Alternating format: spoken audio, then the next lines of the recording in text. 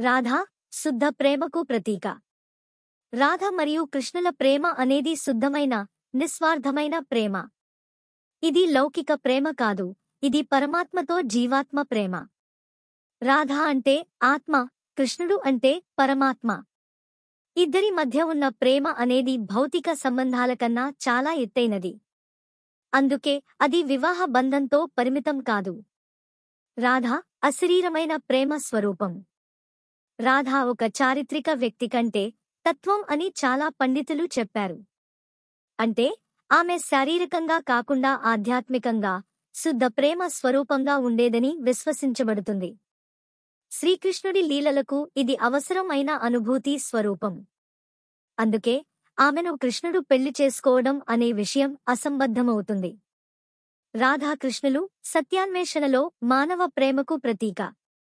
రాధాకృష్ణులు విడిపోవడం అనేది ప్రేమ లోపాన్ని సూచించదు. దానివల్ల ప్రేమ యొక్క ఉన్నత స్థాయిని చూపించబడ్డది.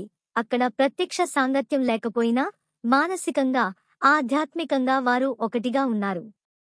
ఇది ఆధ్యాత్మిక ప్రేమ ఉన్నతంగా ఎలా ఉంటుంది అనే సందేశం. వివాహం సామాజిక నిబంధన, ప్రేమ ఆధ్యాత్మిక బంధం. వివాహం అనేది సామాజిక సూత్రాలకు లోబడి జరుగుతుంది.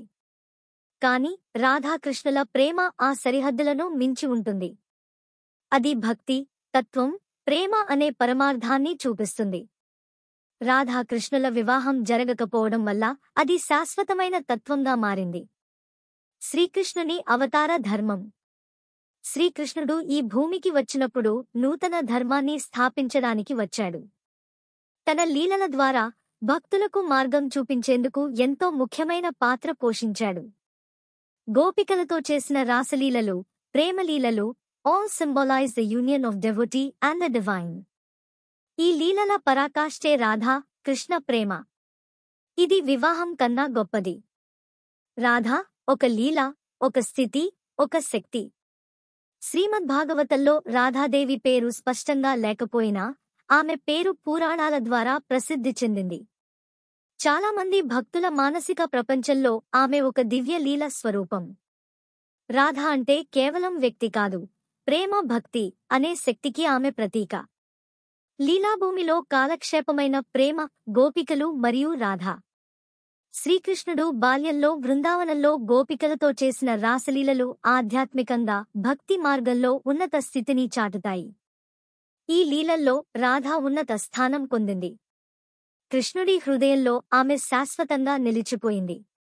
కాని ఈ ప్రేమ సమాజం అర్థం చేసుకోలేని స్థాయిలో ఉండేది. అందుకే అది వివాహం ద్వారా బంధించబడలేదు. రాధ పెళ్లైన స్త్రీ, సంసారంలో భాగం. పురాణాల ప్రకారం రాధ ఒక వివాహిత. ఆమె యొక్క భర్త పేరు అయాన ఘోష్ అని కొన్ని గ్రంథాలలో పేర్కొనబడింది. కృష్ణుడితో ఆమె ఉన్న అనుబంధం మానసిక ప్రేమగా, ఆధ్యాత్మిక భక్తిగా ఉన్నది. ఇది భక్తి మార్గంలో పరమశ్రద్ధకు ఉదాహరణ.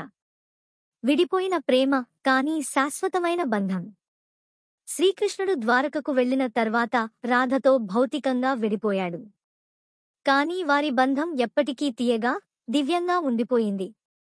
అది ఒక అందమైన విరహరసము, అంటే విరహంలో ప్రేమ పరిపూర్ణంగా వికసించే స్థితి. ఇది భక్తి రహస్యానికి గొప్ప దృష్టాంతం. ఆధ్యాత్మిక ప్రేమ, శాశ్వత సాన్నిధ్యం. రాధా కృష్ణుల ప్రేమ అనేది భక్తి మార్గంలో పరిపూర్ణతకు తీసుకెళ్లే మార్గం. ఇది శారీరకమైన, భౌతికమైన సంబంధాల బంధనాల కన్నా చాలా ఎత్తైనది. అందుకే అది వివాహం అనే బంధంలో సన్నివేశించబడలేదు. శాశ్వత ప్రేమ ఎప్పటికీ బంధించలేని భావన. నిష్కర్ష: రాధా మరియు కృష్ణుల ప్రేమ అనేది ఆధ్యాత్మికమైన, భౌతిక సంబంధాలను మించిపోయిన దివ్య బంధం. ఇది ఒకతనాన్ని కోల్పోయిన ప్రేమ కాదు, అది పరిపూర్ణ ప్రేమ. వివాహం లేనప్పటికీ, వారు విడిపోయినట్టు కనిపించినా ఆత్మల స్థాయిలో వారు ఎప్పటికీ కలిసే ఉన్నారు.